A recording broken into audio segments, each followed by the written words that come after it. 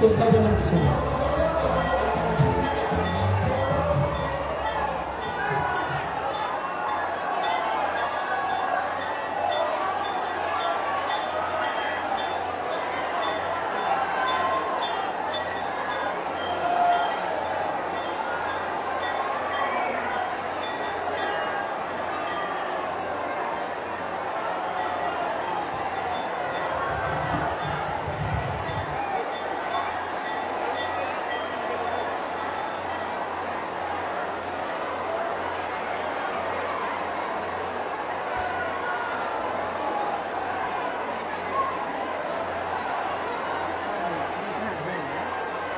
স্বপন নন্দী প্রণাম করতে গেলেন, কিন্তু উনি প্রণামটা নিলেন না।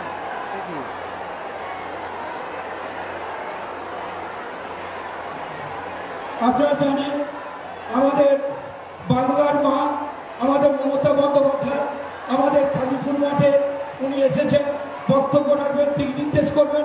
এবার আপনাদের কাছে বক্তব্য রাখবেন আমাদের প্রার্থী মিতালি বাগ মহাশয়। নমস্কার নমস্কার।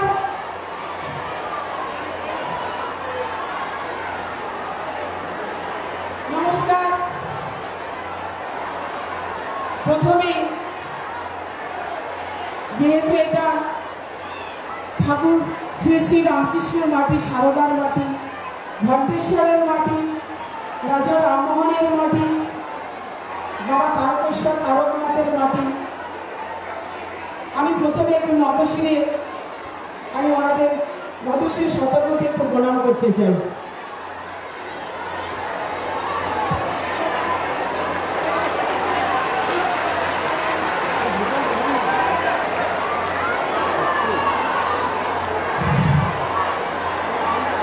মঞ্চে আজকে উপবিষ্ট আছেন আমাদের মধ্যে বাংলার রূপকার, মানব দরদী, বাংলার অগ্নিকন্যা, নারী শক্তির পথ প্রদর্শক, মাতৃসমা মাননীয় মুখ্যমন্ত্রী মমতা বন্দ্যোপাধ্যায়, ওনাকে আমার প্রণাম জানাই। আছেন আরো গুণীজন। দিদির উদ্দেশ্যে একটা বলি, তুমি এলে অনেক দিনের পরে যেন বৃষ্টি হলো, তুমি এলে অনেক দিনের পরে যেন বৃষ্টি এলো। তার কারণ আমাদের ওয়েদারটা যা ছিল, কাল থেকে এত সুন্দর ওয়েদার দিদির জন্য কোথায় অপেক্ষা করছিল। তার কারণ আমরা দেখেছি দিদি যেইখানেই যায় খুব সুন্দর একটা পরিবেশ তৈরি হয়। আজকে যেন মাননীয় মুখ্যমন্ত্রী মমতা বন্দ্যোপাধ্যায়কেও যেন স্বাগত জানালেন প্রকৃতি আরো একবার। তো যাই হোক, এটা রাজা রামমোহনের মাটি, শ্রী শ্রী ঠাকুর রামকৃষ্ণর মাটি, মা সারদার মাটি। মঞ্চে আলোকিত করছেন মাননীয় মুখ্যমন্ত্রী মমতা বন্দ্যোপাধ্যায়। প্রত্যেক আর আছেন আপনারা যথাযথ স্থানে, আপনাদেরকে আন্তরিক প্রীতি শুভেচ্ছা অভিনন্দন জানাই। আপনারা শুধু আমাকে ভালোবাসুন, যেভাবে আশীর্বাদ করেছেন ওইভাবে আশীর্বাদ করুন। আমি যেন সারাটা জীবন আপনাদের সুখ দুঃখের সাথে আপনাদের পাশে থাকতে পারি। শুধু এই কথাটা বলেই আমি আমার বক্তব্য শেষ করলাম। আবারও যথাযথ স্থানে আন্তরিক প্রীতি শুভেচ্ছা অভিনন্দন শ্রদ্ধার সঙ্গে ভালোবাসা জানিয়ে আমি আমার বক্তব্য শেষ করছি। জয় হিন্দ, বন্দে মাতরম। মাননীয় মুখ্যমন্ত্রী মমতা বন্দ্যোপাধ্যায় জিন্দাবাদ। সর্বভারতীয় সাধারণ সম্পাদক অভিষেক বন্দ্যোপাধ্যায় জিন্দাবাদ। নমস্কার।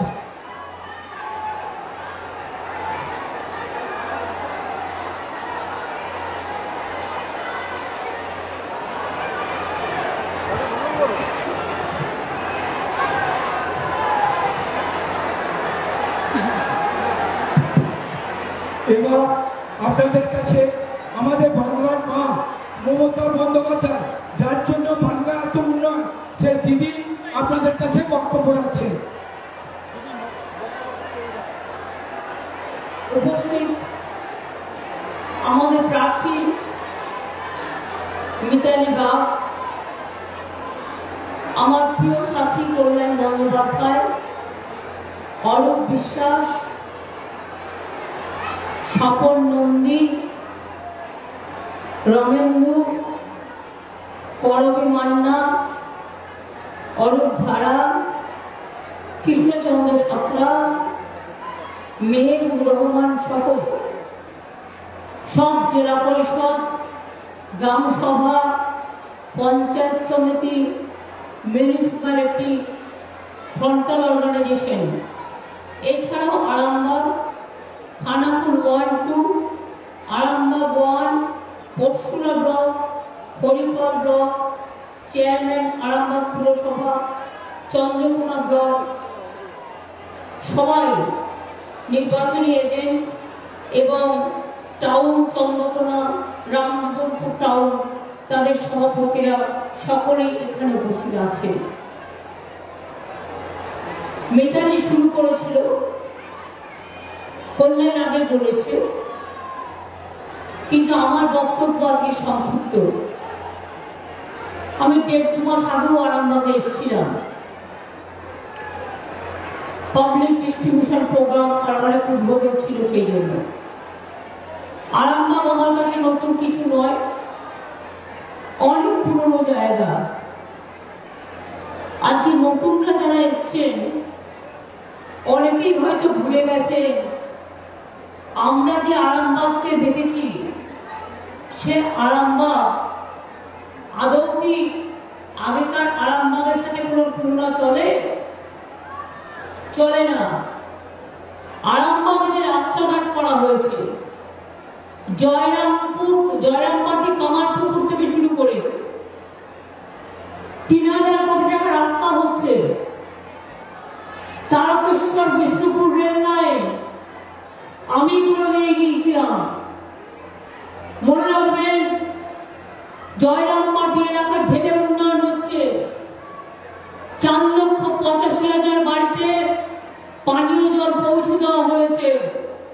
বাদ বাকিটাও আর 1-1.5 বছরের মধ্যে পৌঁছে যাবে। প্রফুল্ল চন্দ্র সেনকে আরামবাগের গান্ধী বলা হতো, তার নামেও মেডিকেল কলেজ করা হয়েছে।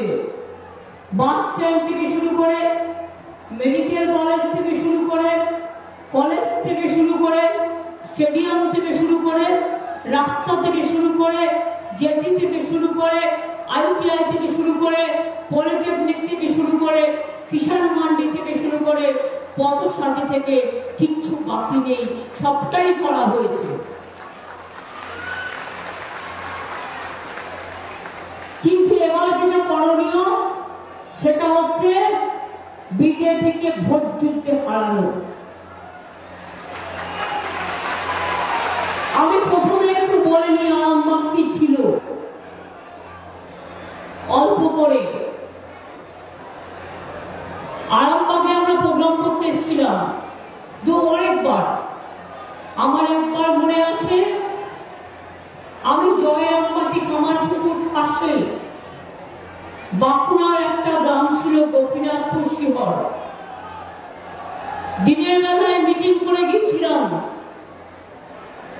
প্রায় 10,000 লোক সেখানে বসেছিল। রাতের বেলায় আমি তখন ডেট মিনিস্টার ছিলাম। রাতের বেলায় খবর পেলাম গোপীনাথপুর শিহর বিজেপি দখল করে নিয়েছে। সেই রাতে আমি মিদনাপুরে শিরোমণি হোটেলে ছিলাম, ছোট্ট একটা টুরিজম হোটেল। আমরা রাতে রওনা দিলাম।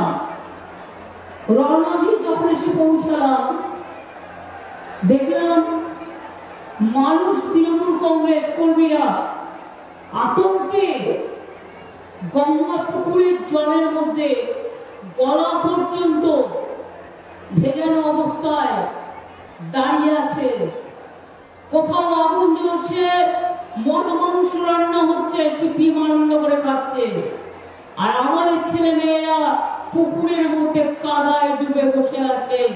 আমাকে দেখে আস্তে করে বলছে, দিদি আমরা এখানে, আমাদের বাঁচান। আজ যে সিপিএম সাধু সাজে আর সিপিএম এর হারমাদ গুলো বিজেপির হারমাদ হয়েছে। পরশুরা বলুন, গোঘাট বলুন, আরামবাগ বলুন, আমার থেকে ভালো কেউ চেনে না। এসছিলাম মিটিং করতে চমকাইতলা। চমকাইতলাটা কোথায়? আরামবাগে জয়রামবাটি কামারপুকুর দিয়ে ৮ ঘন্টা গেলে চমকাইতলা মিদনাপুরে। সিপিএম কি করতো? ওই চমকাইতলার ওখানে গড়বেতা থেকে আর এখান পর্যন্ত মাটির নিচে একটা সুড়ঙ্গ করে রেখে দিয়েছিল। মানুষ খুন করত আর সেই সুড়ঙ্গ দিয়ে জল দিয়ে মানুষকে ভাসিয়ে দিত, তার কোনো জীবন পাওয়া যেত না খুঁজে। চমকাইতলা মিটিং করতে এলাম।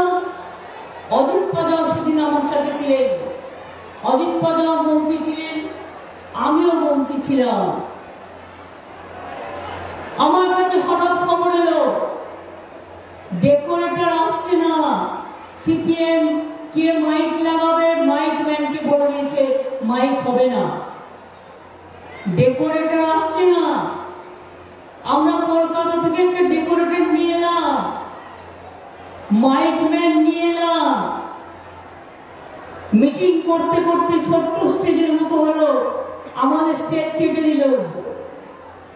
এবার আমি তো চলে এলাম জয়রামবাটি কামারপুকুরের ওখানে একটা মিউনিসিপ্যালিটি একটা ছোট্ট গেস্ট হাউস ছিল ২-৩ জনের থাকার। আমি সেখানে চলে এলাম। হঠাৎ খবর পেলাম অজিত পাজার ওপরে ওরা গুলি চালাচ্ছে, অজিত পাজাকে আটকে দিয়েছে। অজিত পাজা তখন এক্সটার্নাল অ্যাফেয়ার্স মিনিস্টার। আমি তখন ছুটে গেলাম এবং অজিত পাজাকে সাথে করে নিয়ে এলাম। এপারে অজিত পাজার গাড়ি, মাঝখানে একটা খাল, আর ওপারে সিপিএম এর লোকেরা বন্দুক নিয়ে দৌড়চ্ছে, বোম নিয়ে দৌড়চ্ছে। আমি অজিতদাকে বললাম আপনি এগিয়ে যান, সব গাড়ি আটকে আছে, সব গাড়ি ছেড়ে তবে আমি যাব। আমি দেখলাম ঝাঁকে ঝাঁকে বন্দুকের গুলি আসছে। এপার থেকে বললাম চালা চালা, যত বন্দুক আছে চালা, আমি এখান থেকে সরবো না, আমি সবাইকে নিয়ে তারপরে যাব। এই সিপিএম আজকে গদ্দার হারমাত্রের সাথে গিয়ে হাত মিলিয়েছে বিজেপির সাথে। বিজেপির সব নেতা হচ্ছে সিপিএম এর ওই গুন্ডা। মনে রাখবেন, এরা এলাকায় জিতলে ত্রাস করে দেবে, ত্রাস। আমাকে আর বলবেন না কেন এখানে আবার চমকাইতলা হলো, কেন এখানে আবার গোপীনাথপুর হলো, কেন এখানে আবার শিওর হলো। জয়রামবাটি কামারপুকুর মা সারদা মায়ের স্থান, রামকৃষ্ণ পরমহংসদেবের পবিত্র ভূমি। রাসবিহারী বোস থেকে শুরু করে কেশবচন্দ্র নাম থেকে শুরু করে সমস্ত পবিত্র মানুষের পবিত্র জায়গা কেশবচন্দ্র নাম। তারপরে আমার বাড়ির কাছে থাকতেন পাড়ায়, এখন ওদের বাড়িটা আছে। আমি আপনাদের অ্যালার্ট করলাম, একটু সতর্ক করলাম, আগামী দিন যদি রক্তারক্তি না চান, শুনুন, আমাদের কেউ বদমাইশি করলে আমি ডেকে তাকে দুটো থাপ্পড় মেরে কাটিয়ে দিতে পারি, মানুষের উপর তেমনি অত্যাচার করে, কিন্তু বিজেপি সেটা করবে না। সব সিপিএম এর হারমান আজকে বিজেপি হয়ে গেছে, টাকা দিয়ে ভোট কিনছে। কাউকে ৫,০০০, কাউকে ১০,০০০, কাউকে ১৫,০০০ আর কাউকে ২০,০০০। আর আমাদের যারা নেতৃবৃন্দ আছেন তাদের কাছে আমি বলবো, অনেক কষ্ট করে এই আরামবাগ উদ্ধার করা হয়েছে। মনে রাখবেন, আমি ছোট না ও ছোট, না আমি বড় না ও বড়, ডোন্ট কেয়ার, মানুষকে কেয়ার করুন, আর কোনো কিছু করার প্রয়োজন নেই।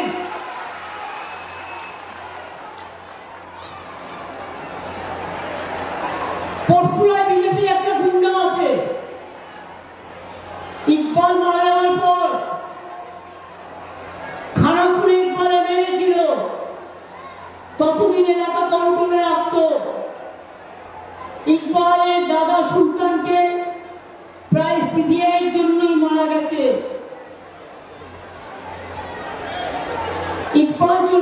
পর পরশুরা খানাকুলে আমাদের একটু প্রবলেম আছে, তারকেশ্বরে তো নেই।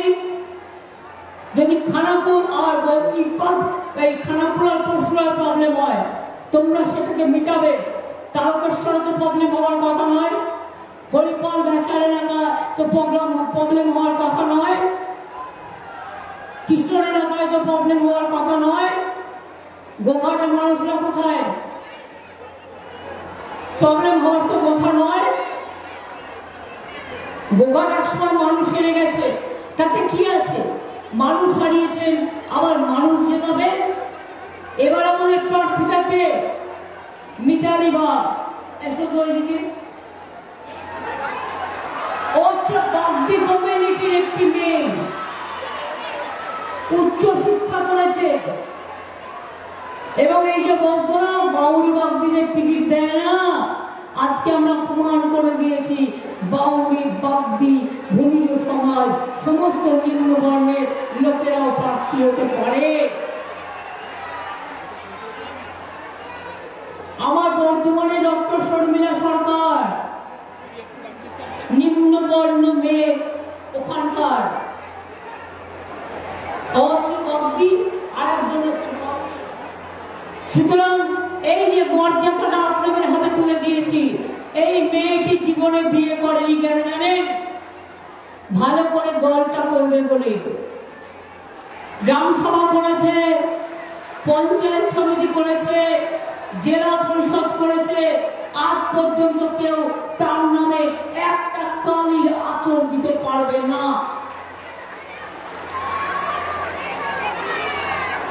আর বিজেপির কে ক্যান্ডিডেট আমি জানি না, নামও জানি না কে গো।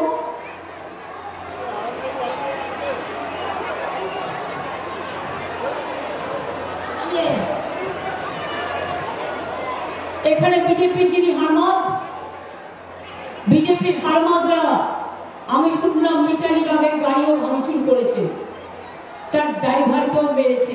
ওদের তো এটাই কাজ। আমি তাই তো বলছিলাম, শান্তি চান না রক্তারক্তি চান, কোনটা চান? মনে আছে সেই সব দিনের কথা? বাঁকুড়ার মানুষ বেরোতে পারতো না, পুরুলিয়ার মানুষ বেরোতে পারতো না, আরামবাগের মানুষ বেরোতে পারতো না, চমকাই টাকার মানুষ বেরোতে পারতো না।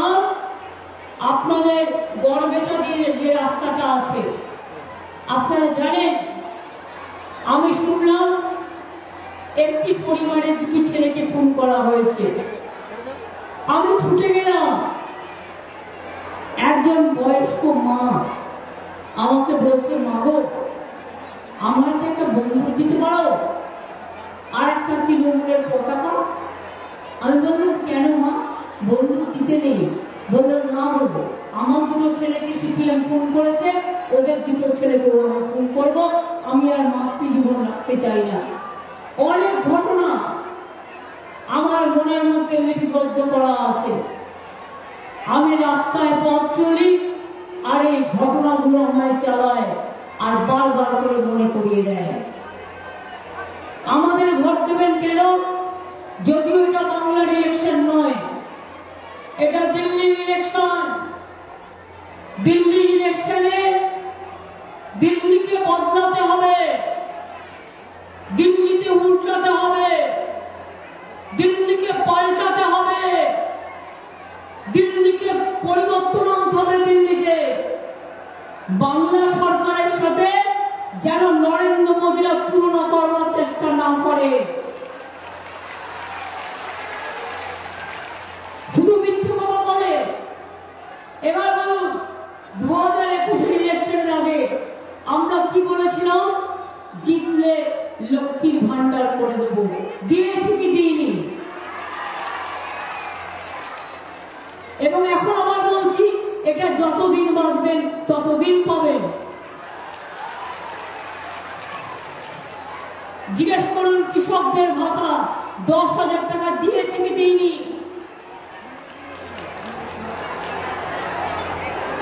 কন্যাশ্রী দিয়ে কি দিই না? শিক্ষাশ্রী দিয়ে কি দিই না? 100 দিনের কাজে কাজ করালো মোদী বাবু। রোজ বড় বড় বিজ্ঞাপন, প্রচার ছাড়া কিছু নেই। ওনাকে আমি নাম দিয়েছি প্রচার মন্ত্রী। ঘুম থেকে উঠলেই ওনার ছবি, দুপুরে উঠলেও ওনার ছবি, রাতে ঘুমোতে গেলেও ওনার ছবি। আর সবাইকে বলছে মাছ খাবে না, মাংস খাবে না, ডিম খাবে না, শুধু বার্লি খাবে। জিজ্ঞেস করুন কমরেড, আমরা তো অনেক কাজ করেছি। মেয়েদের বিয়ে না হলেও 25,000 টাকা দিই রূপসী বাংলায়। আপনারা আমায় বলুন যে আদিবাসী ভাই বোনেরা এসছেন, তপশিলি বন্ধু আছে আমাদের, জয় জহর আছে আমাদের, বিনা পয়সায় সাইকেল দেওয়া হয়, স্মার্টফোন দেওয়া হয়, সবটাই করে দেওয়া হয়। কিন্তু মোদিবাবু, এটা আপনার ভোট, লোকে আপনাকে কেন ভোট দেবে? 10 বছর ধরে আপনি কি বললেন? আমি জিতলে সবার বাড়িতে 15 লক্ষ টাকা করে পৌঁছে দেবো। পেয়েছেন সে টাকা? 1 লক্ষ পেয়েছেন? 2 লক্ষ পেয়েছেন? 5 লক্ষ পেয়েছেন? এমনকি 50,000 টাকা পেয়েছেন? তাহলে প্রতিবার ভোট আসবে আর মিথ্যে কথা। গ্যাসের দাম কত? দিচ্ছি বিনা পয়সায় চাল, 1000 টাকার গ্যাসে ঢুকছে বিনা পয়সার চাল। বাহবা নন্দলাল, বাহবা প্রধানমন্ত্রী নন্দলাল। রোজ মিথ্যে কথা বলছে, বিনা পয়সায় গ্যাস দেবো। ভোকারটা বলছে বিদ্যুতের বিল আপনাদের দিতে হবে না, ভোকারটা বলছে রেশনের নাকি উনি চাল দেন, দেয় না, মিথ্যে কথা। আমি দাঁড়িয়ে বলছি মিথ্যে কথা। করলে তোমরা এগুলো ধরতে পারো। নিয়ম হচ্ছে আমার 9 কোটি লোককে আমি রেশন দিই।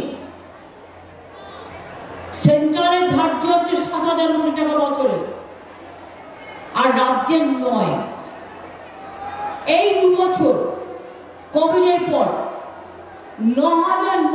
18,000 কোটি টাকা রেশন দেওয়ার জন্য যে চাল কিনেছি আমরা দিয়েছি, প্লাস আরো 12,000 কোটি টাকা দিয়েছি। নরেন্দ্র মোদী দেয়নি, 1 পয়সার চাল দেয়নি, 1 পয়সার গম দেয়নি, মিথ্যে কথা বলে বেড়ায়। এত মিথ্যেবাদী প্রধানমন্ত্রী আমি কোথাও দেখিনি। মাঝে মাঝে নিজেদের লজ্জা লাগে কথা বলতে, যে আজকে বিশ্বকবির জন্মদিন, এসব কথা বলা কি শোভা পায়? শোভা পায় না। এরা রবীন্দ্রনাথ ঠাকুরকে অপমান করেছেন, ঈশ্বরচন্দ্র বিদ্যাসাগরকে অসম্মান করেছেন, বিরসা মুন্ডাকে সম্মান দেয়নি। সন্দেশখালি দেখলেন টাকার খেলা। মানুষের সম্মান চলে গেলে টাকা দিয়ে তা ফেরত আসে? আমার মা বোনদের উপর অসম্মান, আমাদের সবার উপর অসম্মান। এর বদলা চাই, এর বদলা ভোটের মাধ্যমে হবে। মানুষ খেকো বাঘের নাম শুনেছেন, চাকরি খেকো বাঘের নাম শুনেছেন? এরা হচ্ছে চাকরি খেকো বাঘ। 26,000 ছেলেদের চাকরি খেয়ে নিল, নিয়ে বলল যাও তোমাদের চাকরি বন্ধ, আর তোমাদের 4 সপ্তাহের মধ্যে পুরো 12% ইন্টারেস্টে এতদিনে যা টাকা পেয়েছ সব ফেরত দিতে হবে। আমি সেদিন থেকেই বলেছিলাম ছাত্রছাত্রীদের, চিন্তা করবেন না বন্ধুরা, দেশে অনেক মানুষ আছে, আমরাও আছি, আমরা আপনাদের সাথে আছি, ভয় পাবেন না। বিশ্বাস করুন, আমি কালকে দুর্গাপুরে মিছিল করছিলাম। মিছিল করতে করতে মনটা পড়ে আছে, কারণ আমরা সুপ্রিম কোর্টে গেছি, ওদের হয়ে কি রায় হয় কি রায় হয় সেটা দেখবার জন্য। যখন রায়টা শুনলাম না, আমার মনটা স্নিগ্ধ হয়ে গেল, আমার মনটা তৃপ্ত হয়ে গেল, আমার আত্মা শান্তি পেয়ে গেল। এবং আমি বললাম সত্যের জয় হবে। এইভাবে মানুষের মুখের রাত যারা কেড়ে নেয় তারা দানব ছাড়া আর কিছু হতে পারে না। এরা মানব নয়, এরা দানব। এরা জাতিরগিরি করেছে, ধর্ম বিক্রি করেছে, মানুষ বিক্রি করেছে। আর আগামী দিন জেনে রাখুন, এনআরসি করে সবাইকে দেশ থেকে তাড়াবে প্ল্যান করেছে। কে করে সবাইকে তাড়াবে? আর ইউনিফর্ম সিভিল কোড, তপশিলি ভাই বোনেরা কোনো অস্তিত্ব থাকবে না আপনাদের, সব কেড়ে নেবে মোদী। মিটিংয়ে মিথ্যে কথা বলতে পারবো না, কিন্তু এই বিল করেছে, এই বিল ওদের ম্যানিফেস্টোয় আছে। সংখ্যালঘুদের অস্তিত্ব থাকবে না, আদিবাসীদের থাকবে না, ওবিসিদের থাকবে না। আমরা যারা রামকৃষ্ণ পরমহংসদেবের মতো হিন্দু বা স্বামী বিবেকানন্দের আদর্শ মেনটেন করা যে হিন্দু, আমরা যারা মা দুর্গা পুজো করি, মা কালী পুজো করি, রক্ষা কালী পুজো করি, রমজান মাসেও যাই, ঈদেও যাই, গির্জাও যাই, মনে রাখবেন হুগলি জেলা একদিকে ব্যান্ডেল চার্চ, অন্যদিকে ফুরফুরা শরীর, একদিকে হচ্ছে মাসির বাড়ি, আর একদিকে হচ্ছে মায়েশের রথ। হুগলি জেলা বিখ্যাত জেলা, বিখ্যাত বিখ্যাত বিখ্যাত জেলা, মনে রাখবেন ধনধান্যে পুষ্পে ভরা হুগলি জেলা আমাদের প্রিয় জেলা। তাই যাই ভুলো, যদি অন্য কেউ ভুল করে থাকে, আমরা নতুন মেয়েকে টিকিট দিয়েছি, একটা গরিব ঘরের প্রান্তিক ঘরের মেয়েকে। আপনাদের বলবো, ওকে গ্রহণ করে নেওয়ার দায়িত্ব আপনাদের। ওকে ভোট দিন, ওকে জিতিয়ে দিন। আর আমার কথা, এখান থেকে এটাকে পেন ড্রাইভে তুলে নিয়ে রমেন্দ্রকে আমি বলছি, খানাপুর এবং পরশুরা যারা দায়িত্ব আছে তাদেরও গিয়ে এটা শোনাবে, গোঘাটেও শোনাবে। মেয়েও তুমি একটু ভালো করে কাজ করবে, এখন তোমার অন্য কোনো কাজ নেই, করলেন একটু দু একটা মিটিং পারলে আমার এই আরামবাগ কেন্দ্র তুমি তো গোঘাটে করেছো, এরকম কয়েকটা করে দেবে। আমরা চাই আরামবাগে মিতালি বাগ জিতুক। মিতালি বাগ জিতলে আপনাদের যদি রেল লাইন করে দিতে পারি, আরো 3000 কোটি টাকা দিয়ে একটা রাস্তা করে দিচ্ছি, মোরগ্রাম থেকে একেবারে এই জয়রামবাটি কামালপুকুর থেকে হয়ে একদম নর্থ বেঙ্গল যাবে। 3000 কোটি টাকায় যাতে বন্যা না হয় আপনাদের এখানে, তার জন্য একটা পরিকল্পনা করা হচ্ছে, অনেক কাজ এগিয়ে গেছে।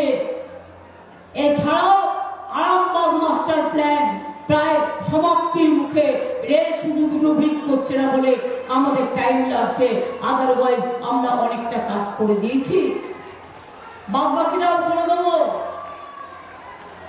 কি ভাই বোনেরা, খেলা হবে? কই ভাই বোনেরা জোরে বলছে না খেলা হবে? কৃষক শ্রমিক খেলা হবে? 100 দিনের টাকা দেয়নি, খেলা হবে? 100 দিনের জায়গায় কর্মশ্রী পাবেন, খেলা হবে? বাড়ি দেয়নি, 43 লক্ষ বাড়ি আমরা করেছি, এখনো পড়ে আছে, মোদি টাকা দেয়নি, বলে তৃণমূল নাকি চোর।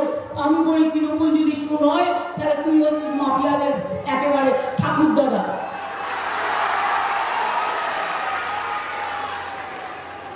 100 দিনের কাজে বলেছে কাগজে বিজ্ঞাপন দিয়ে যে আমরা নাকি 100 কোটি টাকা দুর্নীতি করেছি, আর আমি আপনাদের সামনে মাইকে দাঁড়িয়ে বলে যাচ্ছি 24 কোটি টাকা আমরা সেভ করেছি। ওদের হাততালি দিয়ে আমাদের গভর্নমেন্টকে 1 নম্বর হয়েছে। আমি 100 দিনের কাছে পরপর 5 বার বাংলার কাজে বাড়িতে হয়েছে, ওদের দেওয়া সার্টিফিকেট রাস্তার কাজে হয়েছে। আর আজকে গরিব লোকগুলো টাকা পাবে না, আর তুমি বাবু উড়ে উড়ে বেড়াবে আর মিথ্যে কথা বলবে, আর তোমার বড় বড় ভাষণ আমরা শুনে তোমাকে বারবার করে ভোট দেবো, আর তুমি দেশ থেকে সবাইকে মেরে ছাড়িয়ে দেবে।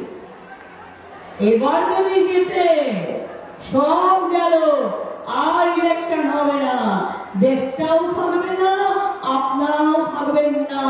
মোদি মোদি 2 ভাই ছুটোছুটি করে, তাই দুজনে মিলে একজন আরেকজনকে বলবে, আরেকজন আরেকজনকে বলবে, শোন সবই তো বিক্রি করে দিলাম দেশটার, সংবিধানও বিক্রি করে দিলাম, এবার মানুষগুলোকেও বিক্রি করে দিই। চল, আর ইলেকশন করার দরকার নেই, সবাইকে মেরে তাড়িয়ে দে, ভারতবর্ষটাকে আমরা কিনে নিই। চল, কিনে তো নিয়েছো, কিনে তো নিয়েছো, তাহলে কি করা উচিত? খেলা হবে, খেলা হবে, খেলা হবে, খেলা হবে।